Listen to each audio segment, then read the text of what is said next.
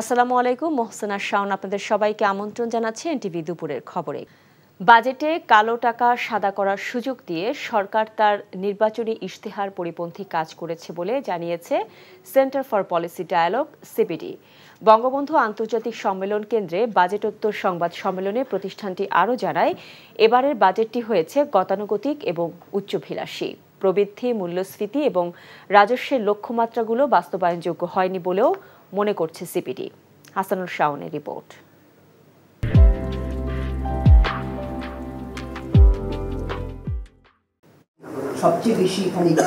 প্রস্তাবিত ২০২৪-২৫ অর্থবছরের বাজেটের পর্যালোচনা জানাতে সিপিডির এই সংবাদ সম্মেলন।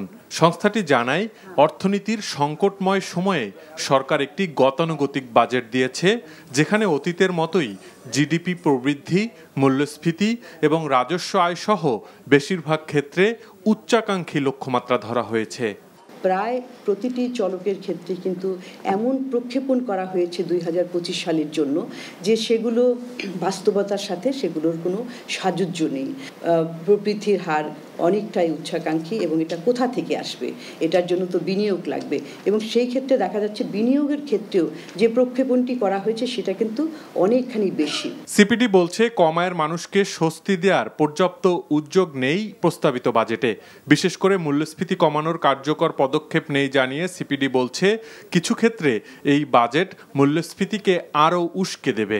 এবারের বাজেটে বরঞ্চ সাধারণ মানুষের জন্য খাদ্য বহির্ভূত মূল্যস্ফীতি একটা বড় রকমের মাথা ব্যথার কারণ হয়ে দাঁড়াবে। অনেক নতুন পণ্য ভ্যাট আরোপ হয়েছে উৎপাদন পর্যায়ে, যেটা সাধারণ মানুষের কাছে গিয়ে পড়বে। অনেক সেবা যেগুলো সাধারণ মানুষ নেন সেগুলোর উপরে ভ্যাট আরোপ হয়েছে, সেটার উপরে পড়বে। এই নতুন যে টার্গেট যেটি করছেন সরকার ৮% থেকে কমিয়ে ৬.৫% করবেন, এটা কমানো তো দূরে থাক, বরঞ্চ আরও মূল্যস্ফীতিকে উস্কে দিতে পারে। সিপিডি বলছে, কালো টাকা সাদা করার সুযোগ দিয়ে করদাতাদের তিরস্কার করা হয়েছে। রাজনৈতিক সিদ্ধান্ত নিয়ে এই অন্যায্য প্রস্তাব বাতিলের আহ্বান জানিয়েছে সংস্থাটি। এটা অবশ্যই সাংঘর্ষিক এবং এটা অবশ্যই আওয়ামী লীগের ম্যানিফেস্টো, তার সাথে আমরা মনে করি যে এটা একেবারেই বিপরীতমূলক। যিনি নাকি কর খেলাপ করেছেন, এই যে বড় ধরনের একটা দুষ্ট চক্র বাংলাদেশে সৃষ্টি হয়েছে, এই দুষ্ট চক্রকে কি আমরা মাথায় হাত বুলিয়ে প্রতি বছর তাদেরকে কিছু সুবিধা দিয়ে এই টাকাটাকে আমরা অর্থনীতিতে নিয়ে আসব, এই রাস্তায় যাব, নাকি আমরা আওয়ামী লীগের ম্যানিফেস্টোর সেই যে দুর্বৃত্তায়নের বিরুদ্ধে যে জিহাদ সেটার দিকে যাব? এছাড়া অর্থনৈতিক স্থিতিশীলতা ফেরানোর কার্যকর পদক্ষেপ এই বাজেটে অনুপস্থিত বলেও জানিয়েছে CPD. Hasanul Shaon, NTV news, Dhaka.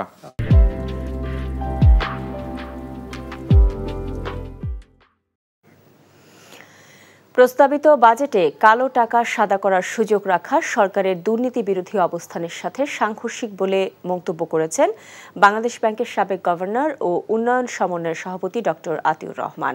সকালে রাজধানীর বাংলা মোটরে উন্নয়ন সমন্বয় আয়োজিত বাজেটে প্রতিক্রিয়া অনুষ্ঠানে অনলাইনে যুক্ত হয়ে কথা বলেন তিনি।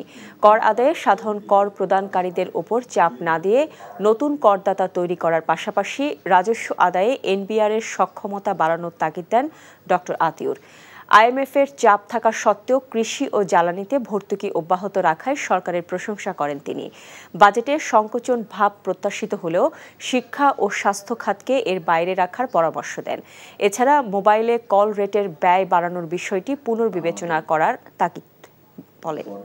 চেঞ্জ অবস্থাও খারাপ, সুতরাং এটা তুলে দিলে হয়তো বিদেশ থেকে অনেক ডলার চলে আসবে, কিন্তু আমাদের অভিজ্ঞতা তা বলে না। গত কয়েক বছর থেকে আমরা এরকম সুযোগ দিয়ে দেখেছি যে সত্যিকার অর্থে যারা কালো টাকার মালিক তারা কিন্তু দেশে টাকা ফেরত আনে না সেইভাবে, শুধু শুধু সরকারের বদনাম হয়। বিষয়টি নিয়ে আমার মনে হয় যে ভাবা দরকার। ঐতিহাসিক ৬ দফা দিবস উপলক্ষে জাতির পিতা বঙ্গবন্ধু শেখ মুজিবুর রহমানের প্রতিকৃতিতে শ্রদ্ধা নিবেদন করেছেন প্রধানমন্ত্রী শেখ হাসিনা। সকালে ধানমন্ডি ৩২ নম্বরে বঙ্গবন্ধু স্মৃতি জাদুঘরের সামনে বঙ্গবন্ধুর প্রতিকৃতিতে পুষ্পস্তবক অর্পণ করেন তিনি। প্রথমে প্রধানমন্ত্রী হিসেবে তার প্রতিকৃতিতে শ্রদ্ধা নিবেদন করেন শেখ হাসিনা। পরে আওয়ামী লীগ সভাপতি হিসেবে দলের শীর্ষ নেতাদের নিয়ে দ্বিতীয়বার শ্রদ্ধা নিবেদন করেন তিনি। প্রধানমন্ত্রীর শ্রদ্ধা নিবেদনের পর আওয়ামী লীগ ছাড়াও ছাত্রলীগ, যুবলীগ, স্বেচ্ছাসেবক লীগ সহ দলটির বিভিন্ন সহযোগী সংগঠনের নেতাকর্মীরা শ্রদ্ধা নিবেদন করেন। আওয়ামী লীগ সাধারণ সম্পাদক ওবায়দুল কাদের বলেন, ৬ দফা স্বাধীনতা সংগ্রামের টার্নিং পয়েন্ট। যারা ৬ দফা মানে না তারা বাংলাদেশের স্বাধীনতায় বিশ্বাস করে না বলে মন্তব্য করেন দলটির সাধারণ সম্পাদক। আমাদের ইতিহাসে বাঁক পরিবর্তনকারী, it was a turning point in our history. এইসব দিবস ৭৫-এর পর নিষিদ্ধ। যারা নিষিদ্ধ করে দেয় তারা খুনের সঙ্গে ৭৫-এ তারা জড়িত। তারা বঙ্গবন্ধুকে হত্যা করেনি, তারা হত্যা করতে চেয়েছিল আমাদের মুক্তিযুদ্ধের।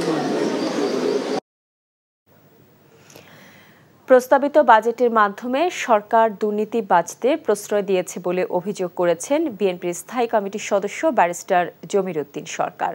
তিনি বলেন, কালো টাকা সাদা করার সুযোগ রেখে দুর্নীতিবাজদের প্রশ্রয় দিয়ে সৎ উপার্জনকারীদের উপর করের বোঝা চাপানো হয়েছে। জাতীয় প্রেসক্লাবে সম্মিলিত পেশাজীবী পরিষদের আয়োজনে সাবেক অ্যাটর্নি জেনারেল এজে মোহাম্মদ আলীর স্মরণ সভায় এসব কথা বলেন বিএনপির এই সিনিয়র নেতা। প্রস্তাবিত বাজেট পাশের আগে সরকারের আরও সতর্ক হওয়ার আহ্বান জানান ব্যারিস্টার জমির উদ্দিন সরকার। এ সময় দেশের গণতন্ত্র পুনরুদ্ধারে তরুণ সমাজকে এগিয়ে আসার তাগিদ দেন তিনি। এই লুটপাটের কালো টাকা সাদা করার জন্য 15%, is it sufficient? How to eradicate completely this money? যে করাপশন করে টাকা রাখবে এবং ওই টাকা বাজেয়াপ্ত হবে না, এটা না হয় ট্যাক্স দিয়ে ওটাকে হোয়াইট করা যায়, তো তাহলে তো we will be encouraging dishonesty. Budget প্রস্তাবের পরদিনই বেড়েছে পেঁয়াজ, আলু, আদা, রসুন সহ বেশ কিছু মশলার দাম। কেজিতে ৫ টাকা বেড়ে আলু বিক্রি হচ্ছে ৫৫ টাকায়, আর পেঁয়াজ ৯০ টাকায়। ব্রয়লার মুরগি আগের দামে স্থিতিশীল থাকলেও কমেছে সোনালী মুরগির দাম। তবে এখনও অস্থিতিশীল মরিচের বাজার। খরচ চালাতে ধার দেনা করতে হচ্ছে সাধারণ অনেককে। আরও জানাচ্ছেন শফি মাহমুদ সাগর। প্রস্তাবিত বাজেটে শুল্কসহ নানা ধরনের কর আরোপ করার খবরে পরদিনই বেড়ে যায় এসব পণ্যের দাম। কিন্তু যেসব পণ্যের শুল্ক বা কর কমানোর প্রস্তাব করা হয় তার কোনো প্রভাব দেখা যায় না। এবারও তার ব্যতিক্রম নয়। প্রস্তাবিত বাজেটে চাল, ডাল, আলু, পেঁয়াজ, ভোজ্য তেল, চিনির মতো অন্তত ৩০টি পণ্য ও খাদ্যশস্য সরবরাহের ওপর উচ্চ কর কমানোর প্রস্তাব দেওয়া হয়েছে। তবে এসব পণ্যের দাম তো কমেনি, উল্টো বেড়েছে। সপ্তাহের ব্যবধানে আলু, পেঁয়াজ, আদা, রসুনের মতো পণ্যের দাম কেজিতে বেড়েছে ৫ থেকে ২০ টাকা। কেজিতে ২০ টাকা করে বাড়ছে আদা রসুনে, আলুতে ৫ টাকা বাড়ছে, পেঁয়াজে ৫ টাকা বাড়ছে। পয়লা জুলাই থেকে শুরু, কিন্তু আজকেও বাজারে তার এফেক্ট হয়ে গেছে। ডিমের ডজন কয়েক সপ্তাহ ধরে ১৫০ টাকায় স্থির রয়েছে। ব্রয়লার মুরগি বিক্রি হচ্ছে কেজি প্রতি ২০০ টাকায়। কমেছে সোনালী মুরগির দাম। সোনালী ছিল আপনার যায় সপ্তাহ ২-৩ টাকা, আপনার যায় ৪০০-৪২০ টাকা। আজকে বিক্রি হচ্ছে আপনার যায় ৩০০-৩১০। ২ সপ্তাহ ধরে অস্থিতিশীল কাঁচা মরিচের দাম গত সপ্তাহের তুলনায় আবারও বেড়ে কেজিতে বিক্রি হচ্ছে ২০০ থেকে ২২০ টাকায়। ২ সপ্তাহ আগের থেকে হঠাৎ করে দামটা বেড়ে গেছে, অনেক কম ছিল, কেজিতে ৩০ থেকে ৪০ টাকা ডিফারেন্স হয়ে গেছে। বেড়েছে এলাচ, গোলমরিচের মতো মশলার দাম। ঊর্ধ্বগতির বাজারে আয় ব্যয়ের সমন্বয়ে হিমশিম খাচ্ছেন সাধারণ মানুষ। কেজি ৪-৫০০ টাকার মতো বাড়ছে, যেটা ছিল আপনার ৩৩০০ টাকা, এটা এখন হলো ৩৭০০ টাকা মার্কেটে। আর যেটা হলো আপনার ২৮০০-২৯০০ ছিল, ওটা ৩২-৩৩০০ টাকা পাইকারি। তরকারি যেটা কিনতে যায় ১০০ টাকা, ৯০ টাকা কেজি। আর মাছ মাংস তো কথাই নাই, মাছ যেটা কিনবেন ১০০০ টাকা কেজি। অনেক চেষ্টা করি যে বাজারে এই মাথা আটতাছি যে একটু কম টাকা নিতে পারি, একটু কম আর পারি না, এই দাম দিই না লাগে। আমাদের জন্য অনেক ট্রাপ, আমরা মধ্যবিত্ত ঘরের মানুষ, আমাদের জন্য অনেক কষ্ট। সবজির বাজারেও নেই স্বস্তি। হুট করে কেজিতে ১০ থেকে ২০ টাকা বেড়েছে বেগুন, লাউ, পটলের দাম। Shafi Mahmud Sagar, NTV news, Dhaka. MP Anwarul Azim Anar হত্যাকাণ্ডে নেপালে গ্রেফতার সিয়াম কলকাতা পুলিশের হেফাজতে রয়েছে বলে জানালেন ডিএমপি কমিশনার হাবিবুর রহমান। তিনি বলেন, সিয়ামকে সেখানে জিজ্ঞাসাবাদ করা হচ্ছে। হত্যাকাণ্ড যেহেতু কলকাতায় হয়েছে, বাংলাদেশে গ্রেফতার 3 আসামিকে ভারতে হস্তান্তর করা হতে পারে বলে জানান তিনি। কোরবানির পশুর হাট নিয়ে সার্বিক নিরাপত্তা ব্যবস্থা নিয়ে আয়োজিত সংবাদ সম্মেলনে সাংবাদিকদের প্রশ্নের জবাবে তিনি এসব কথা বলেন। কমিশনার বলেন, কোনো অবস্থায় রাস্তার ওপর গরু নামানো বা হাট বসানো হবে না। এমনটা হলে গরুসহ সবাইকে পুলিশ হেফাজতে নেওয়া হবে বলে তিনি জানান। বিদেশে যদি কোনো অপরাধ কেউ করে থাকে, সেক্ষেত্রে সেই অপরাধীকে আমরা বাংলাদেশে এনে বিচার করতে পারি। কিন্তু আমরা যতটুকু জেনেছি, আপনারাও জানেন যে ইন্ডিয়ার যে কলকাতা সিআইডি তারা সেটি তদন্ত করছে এবং তাদের কাছেও একজন আসামি রয়েছে, দুইজন, একজন তারা নেপাল থেকে নিয়েছে এবং তারা আগে একজন অ্যারেস্ট করেছিল। আমাদের কাছেও আছে, তারা তদন্ত করছে, আমরাও তদন্ত করছি, তারাও তদন্ত করছে এবং এক পর্যায়ে আমরা সিদ্ধান্ত নিয়ে যে কোনো একটি জায়গায় এই বিচারটি হতে পারে। কোরবানির ঈদকে সামনে রেখে ব্রাহ্মণবাড়িয়া এবং নেত্রকোনায় প্রস্তুত করা হচ্ছে গবাদি পশু, যার বেশিরভাগই গরু। ইতিমধ্যে ক্রেতারা আসছেন খামার থেকে গরু কিনে নিতে। খামারিদের দাবি, ভারত সহ প্রতিবেশী দেশ থেকে গরু আসলে লোকসান গুনতে হবে তাদের। বিস্তারিত জীবন আহমেদের ডেস্ক রিপোর্টে।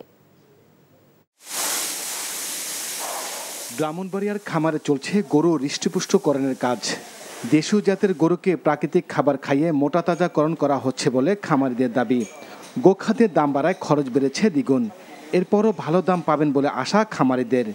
জেলা ছোট বড় মিলে 14,000 খামার রয়েছে। আমরা 10-15,000 খামারি আছি। আমরা চাই একটু ন্যায্য দাম পাওয়ার জন্য। বাইরের থেকে যদি গরুগুলো আসে, আমরা ন্যায্য দাম পাইতেছি না। গত কুরবানিতে যে দামটা পাইছি, পুরা বছরই আমরা মনে করেন যে এই বাড়তি দামে গরুকে খাবার খাওয়ানো হইতেছে। এদিকে খামারিদের স্বার্থ রক্ষায় অবৈধ পথে যাতে কোরবানির পশু আসতে না পারে, সেদিক নজর রাখা হচ্ছে বলে জানালেন পুলিশের এক কর্মকর্তা।